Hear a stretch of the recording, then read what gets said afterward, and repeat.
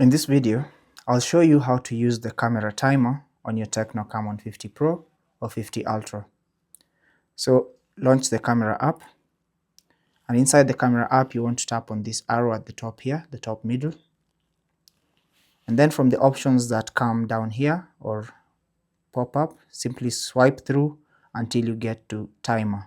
So tap on timer, and as you can see by default it is off.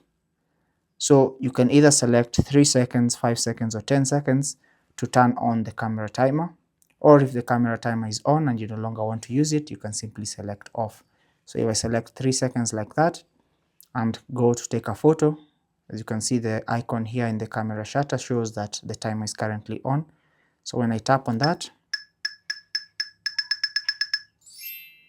it's going to take a photo after 3 seconds. So if I want to change the timer duration, simply tap on that once again, go back to the timer and select either 5 seconds or 10 seconds. And then now when I take a photo, it's going to give me enough time to position my photo well.